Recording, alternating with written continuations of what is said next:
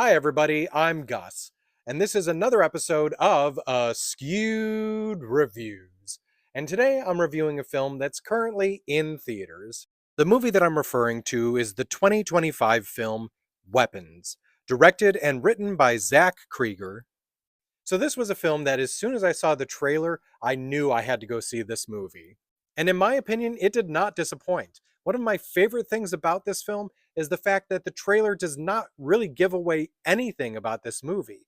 It gives a good enough amount to get you interested and have a basic idea, but a lot of what happens in the actual story is not given away at all, and I love that they did that.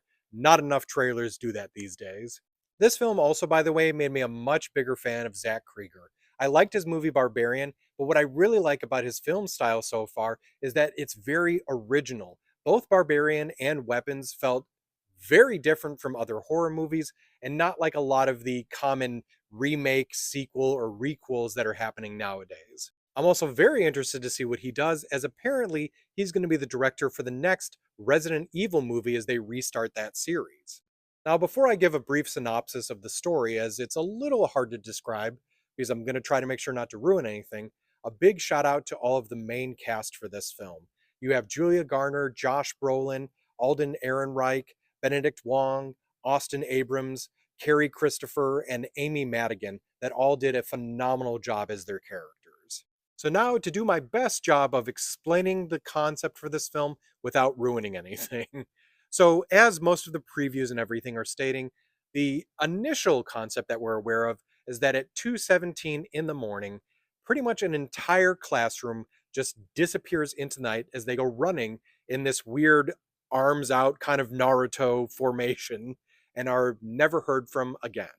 Now, all of these students are actually from one classroom that is taught by a woman named Justine. Now, because it was all the kids from her classroom, a lot of parents, including Archer, are blaming her for their missing children and keep vehemently coming after her, saying that she's at fault or that she knows something, when clearly it doesn't appear that she does.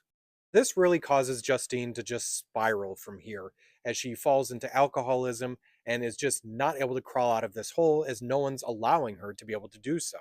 The rest of the film is essentially from this point kind of a mystery as we, the audience, are finding out what actually happened, but from six different people's perspectives.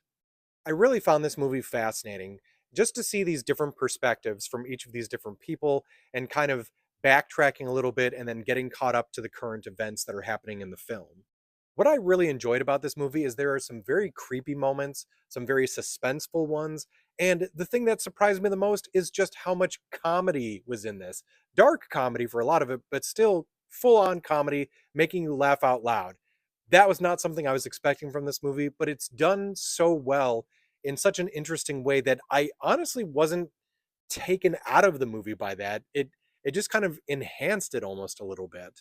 Now, trust me, this is definitely still a horror movie. There is more maybe of a comedy horror element at times, but it does such a good job at telling this story that this is something I absolutely recommend everyone checking out. Now, I realize not everyone's going to like this style because it is very different and it may not be everyone's cup of tea, but I thoroughly enjoyed it.